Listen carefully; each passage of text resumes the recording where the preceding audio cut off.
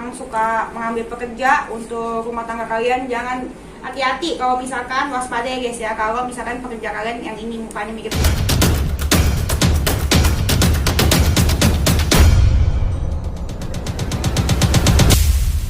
Lu tau gak sih berani-beraninya tuh ART gue mencuri ya guys ya. Dia tau gue tukang ngonten, dia nyolong dong depan CCTV gue. Tadi gue udah pikir, aduh udahlah gak usah apa-apa lagi kan, emang udah gak mau ngoceh-ngoceh lagi kan. Mendingan gue fokus sama anaknya. Cuman dipikir-pikir nanti kalau misalkan gue diem ya, nanti karyawan gue kan ikut-ikutan lagi. Kan karyawan gue kan banyak ya, banyak banget, jadi kayak ada 20-an gitu. Nanti kalau misalnya satu didiemin, nanti bakal begitu lagi gitu terus. Karena ini udah ketiga kalinya ya, bukan pertama kalinya. Yang pertama kali sama kedua kali karena gue lagi nggak ngoceh-ngoceh kemarin ini, ya males lah gue ngoceh-ngoceh lagi kan, ngapain kan. Konten gue juga udah berubah, terus segitu gue juga fokus ngurus anak, masa ngoceh-ngoceh lagi diem aja. Anjir, jadi 3 kali ya kamera gue hilang. Terus akhirnya ya udah lah, gue pikir ya udah mesti ngoceh-ngoceh dan harus dikasih efek jerak. Jadi abis itu gue laporin, gue bawa bukti-bukti semuanya ke Polda. Abis itu gue laporin ya, terus begitu laporannya terima karena memang buktinya nyata dan jelas tuh CCTV-nya di situ. Dia nyolongnya di sini. Tapi dia matiin lampu dulu, dia kira kalau misalkan lampu mati, CCTV mati kali ya. Dia nggak tahu tuh infrared menyorot. Sebel. Apa aja kan yang hilang kak? Apa aja yang hilang barang-barangnya? Yang hilang itu kamera 2, lensa 2. Iya, kamera 2, lensa 2. Terus dia bawa barang. Jadi dia kan ini kan kamera Jaden, tapi kan belum tempatin. Jadi bawa pekerja aku tidur di sini. Karena kan nggak muat kan, ada host, ada pekerja ya. Terus dia nginep sini, tidur sini. Nah terus segitu dia itu bawa karung dari depan, karung gue yang 50 kilo itu, karung 50 kilo. Lu tau kan gede ya kayak apa, 50 kilo gede banget, dibawa ke belakang. Terus segitu tiba-tiba dia bawa ke situ lagi. Berarti udah diisi karungnya, udah diisi. Abis itu terus segitu dia bawa kopernya ke belakang juga, nggak tahu ambil apa aja. Terus dia bawa keluar gitu. Nah terus segitu yang terakhir dia matiin lampu. Terus segitu dia ingin ambil kamera 2 kamera 2 lensa, terus dimasukin ke dalam tas putih. Terus segitu di sini dimasukin ke dalam tas putihnya, terus dibawa keluar. Total kerugiannya berapa? 60 juta ya, sampai saat ini masih dihitung sih, masih terhitung. Itu kan udah sering ya, ibarat kata Yang ketiga kan, artinya yang ketiga hilang. Yang ketiga hilang berarti yang sebelumnya. Yang Sebelumnya ada ini juga. kamera apa? Pada mau jadi influencer kali nyolongin kamera. Kamera apa tuh dulu? Hah? 360. Kamera 360 hilang. Laporan juga dulu. Enggak, Dengan orang yang sama. nggak tahu. Ini ART udah kerja berapa lama kak? 4 bulan Dari yayasan atau gimana? dari penyalur sih. Jadi ceritanya gini, dulu tuh ada yang kerja sama, ada mantan pekerja saya kerja sama saya, kita ambil dari yayasan. Nah orang ini bawa temennya. Nah temennya ini katanya ternyata ambil dari penyalur ya Vida ya. Nah itu penyalur, gue mau tanya tuh nyalurin ART apa nyalurin maling sih, bingung deh gue. Nah terus gitu kita minta KTP-nya juga ke yang dulu itu, KTP-nya nggak ada. Untungnya sih dia sempat kasih KTP ke Frida ya. Iya, kasih. Cowok nih. Apanya? Mantan penyalur ya? Iya. Cowok. Yang ambilnya ini cowok atau siapa? Yang apa? ART-nya? ART-nya cewek. ART-nya cewek. Ambilnya dari mantan penyalur itu cowok. Tapi ini penting juga ya buat kalian ya guys ya. Cari penyalur itu harus yang jelas loh. Karena kalau ini ribet juga. Kadang yang jelas aja nggak mau tanggung jawab, gimana yang nggak jelas. Bener-bener deh harus cari penyalur yang benar. Apalagi kalau misalkan tinggal sama kita, aduh puji Tuhan banget ya kemarin dia nggak kenapa-napa loh. Itu kan yang penting gue udah bikin, aduh si dia kenapa-napa, gue mesti lebih tegas ya kali ini biar ada efek jerak, biar yang tinggal di rumah gue kan juga lebih ini ya, lebih tahu diri gitu ya. Ada anak ada apa, jangan sembarangan ngambil, nggak boleh main lawan hukum apa segala macem. Makanya gue laporin ke Polda. Sudah dilacak keberadaan kak? Gimana lacaknya? Pakai anjing lacak. Iya, jadi belum tahu di mana. Tadi sih info sih dia ada di Depok. Nomor telepon ART mungkin. Atau alamat gitu udah cari Alamat KTP-nya. Ada di Depok. Kayak di Depok. Jadi itu ya guys ya, buat warga Depok atau warga di rumahnya itu kan di rumahnya di Cianjur ya, warga Depok sama warga Cianjur ya guys ya. Kalau lihat ini muka ya guys ya, ini maling nih guys nih. Nih, tuh ini mukanya.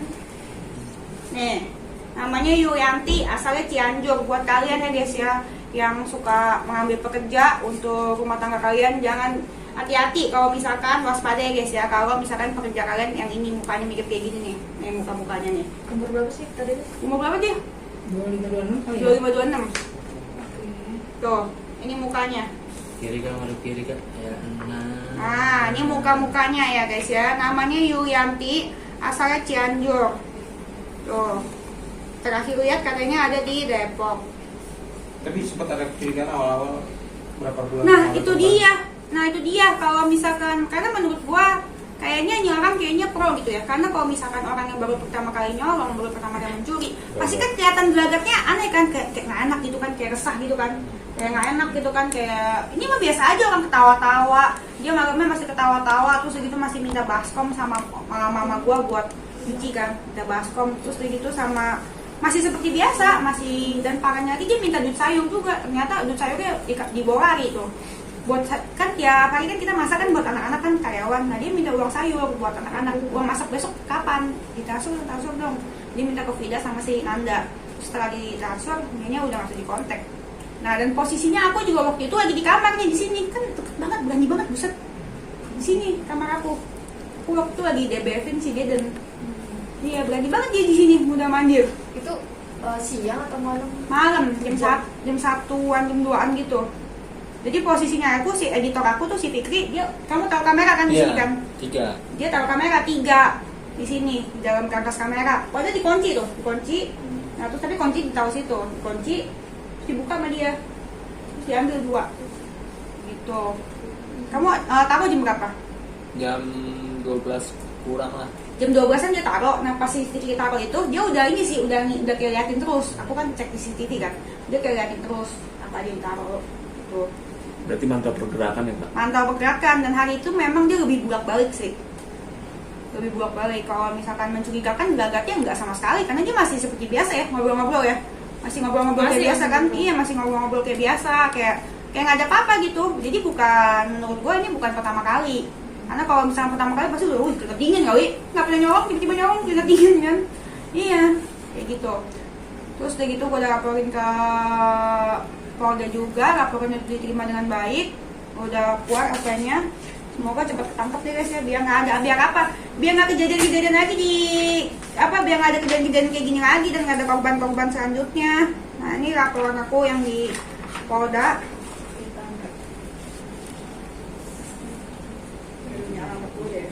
Jam berapa dan kapan lapor ke Polda tadi Miss?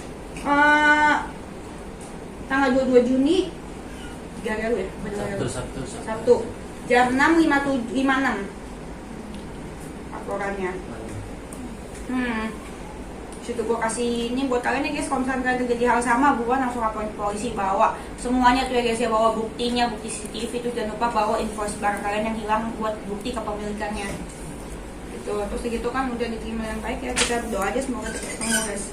Tapi setelah dirimu melaporkan ada mungkin WA yang masuk mungkin Mbak. Oh iya kan di sini kan tertulis kan pasal apa kan, dimaksud di pasal 363, pasal 362 KUHP, terus dari gitu itu kan pencurian dan pencurian dengan pemberatan. Berarti ancamannya 7 tahun ya. Nah, terus gitu mungkin dia takut kali ya. Terus dia WA karena abis dia pergi itu, karena abis si siapa sih si Yulianti Malin ini pergi keluar, kita semua diblok. Kita semua diblok, kamu diblok juga kan? Semua diblok kan? Semua diblok kan? Tidak, semua diblok. Semua diblok dan nggak bisa dikontak. Nah terus segitu tiba-tiba kenapa tuh dia buka blokan? Langsung WA ke ibu, Langsung WA ya? Iya. Minta maaf itu ya? Iya. Oh terus segitu tiba-tiba ke kamu juga apa ke aku dulu? ke Tina. Ibu kantor. Ibu dulu, Aku dulu. Tina, baru aku.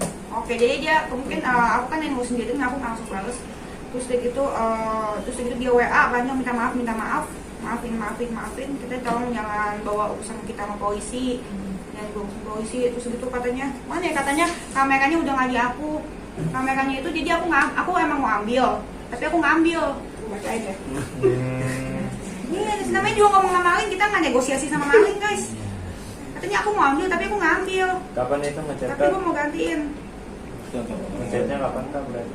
Nah nih, ngechatnya itu Minggu. Sehari setelah melaporkannya. Iya. Mantap berarti ya. Tuh, malam gue sebelumnya aku mau minta maaf banget. Aku awalnya mau ambil itu kamera, cuman aku nggak ambil. Aku taruh di karung di tong sampah. Terus aku pergi karena takut ketahuan. Aku minta maaf sebelumnya Bu, maaf banget. Terus aku mohon semohon-mohonnya aku akan tanggung jawab, tapi aku mohon jangan bawa polisi Bu. Aku mau nyicil kamera yang hilang, tapi demi Allah kamera nggak aku ambil dan nggak aku jual. Jadi gitu pakai demi Allah gue bilang. Terus tau gak sih dia tuh bilang katanya bapaknya udah meninggal, padahal belum meninggal. Sekarang juga nyolong pakai demi Allah. Gitu kalau misalnya maling nih guys ya. Cukup bilang bawa balik semua barang yang kamu ambil dasar maling, bukan kamu nyolong di rumah saya. Barangnya nggak aku ambil kata dia. Jadi dia ambil semua barang ini buat dibuang ke tong sampah doang.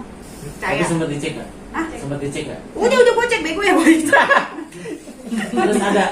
Suruh karyawan gue, ayo kais tong sampahnya. Terus ada nggak? Nggak ada. Tapi nggak ada. Di depan ada CCTV juga nggak sih? Ada CCTV-nya ada kan dia memang bawa barangnya. Dan ada mungkin Ada gerakan buat ke tong sampah gitu kak? Nggak ada. Nggak ada. Lu juga percaya juga kan? Ya kan siapa tahu kan buat ini. Percaya juga, gue juga udah ngasih di tong sampah nggak ada. berarti emang dibawa berarti ya Kak? Dia dibawa ke dalam naik motor. Oh ada, dia dijemput atau? Dijemput. Ini kan udah 3 kali kejadian. Apa karena lu percaya sama orang atau gimana sih? Iya kayaknya udah bego ya, gue kira aku pintar, ternyata enggak ya.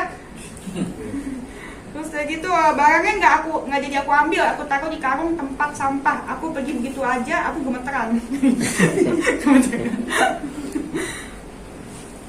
Ya, kayak gitu-gitu, pokoknya nggak mau ngaku, aku mohon ya iyalah nggak mau ngaku, namanya juga maling, gimana aja mau ngaku. Aku mohon ya Bu, jangan bawa polisi.